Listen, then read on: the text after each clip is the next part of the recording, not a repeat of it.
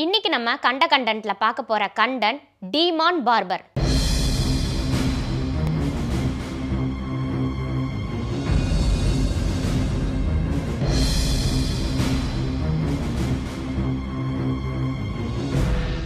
ஆயிரத்தி எண்ணூறுகளில் லண்டனில் இருக்கிற ஃப்ளீக் ஸ்ட்ரீட்டில் பார்பர் ஷாப் வச்சுருந்தவர் தான் ஸ்வீனி டாட். இவரை சாதாரணமான மனுஷனே இல்லைன்னு சொல்கிறாங்க.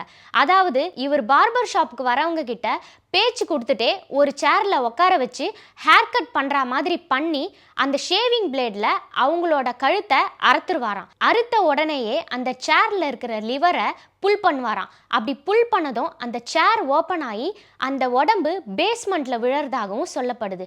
அப்படி இவர் கழுத்தை அறுத்து அந்த பர்சன் சாகலை அப்படின்னா மேலேருந்து அந்த பேஸ்மெண்ட்டில் விழும்பொழுது அந்த ஒரு பர்சன் இறந்து போகிற மாதிரி ஒரு மெக்கானிசத்தையும் இவர் உருவாக்கி வச்சிருக்காரு. இந்த ஸ்வீனி டாட் குறிப்பிட்ட ஆட்களை மட்டும்தான் கொலை பண்ணுவாராம், எல்லாரையுமே கொலை பண்ண மாட்டாராம். அதாவது ஏழையா இருக்கிறவங்கள தான் இவரு மெயினா கொலை பண்றதாகவும் சொல்றாங்க. ஸ்வீனி டாடோடைய லவ்வர் அவரோட பார்பர் ஷாப்க்கு பக்கத்திலேயே ஒரு பேக்கரியை வச்சிருக்காங்க. அங்க மீட் பை அப்படின்றது ரொம்பவே ஃபேமஸான ஒரு டிஷ்ஷாம். அதாவது இந்த ஸ்வீனி டாட் கொலை பண்றாருல அவங்களோட மீட்டை எடுத்து தான் இவரோட லவ்வர் இந்த மீட் பையை தயாரிக்கிறதாகவும் சொல்றாங்க. இதே மாதிரி ஸ்வீனி டாட் நிறைய கொலைகளை பண்றாரு. அவங்கள வச்சு இவங்க லவ்வர் இந்த பேக்கரியை பயங்கரமா டெவலப் பண்றாங்களாம்.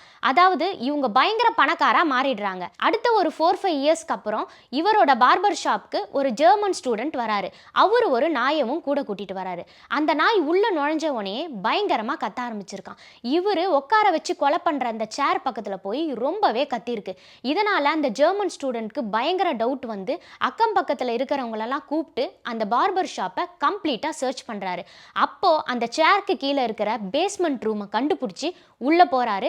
உள்ள போய் பார்த்தா அந்த இடத்துல நிறைய நைஃப்ஸ் அண்ட் டெட் பாடிஸ்லாம் இருக்கான். மேலும் இந்த பேஸ்மெண்ட்ல ஒரு சுரங்க பாதையை இவங்க கண்டுபிடிக்கிறாங்க. அந்த சுரங்க பாதை டைரக்டா பேக்கரிக்கு போற விஷயத்தையும் இவங்க சேர்த்தே கண்டுபிடிக்கிறாங்க. உடனே அந்த ஜெர்மன் ஸ்டூடெண்ட் போலீஸை கூப்பிட்டு ஸ்வீனி டாடையும் அவருடைய லவ்வரையுமே அரெஸ்ட் பண்றாங்க. அவங்க கிட்ட விசாரிச்சதுல அவங்க 2 பேருமே அவங்க பண்ண தப்பை அக்செப்ட் பண்ணிக்கிறாங்க. இதனால அவங்களுக்கு மரண தண்டனையும் கொடுக்கப்படுது.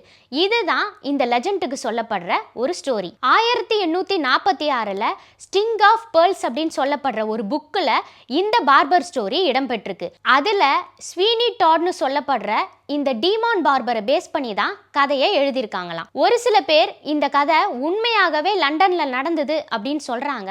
வேறு சில பேர் இல்ல இது வெறும் கற்பனை கதை தான் அப்படின்ற ஒரு விஷயத்தையும் குறிப்பிடுறாங்க.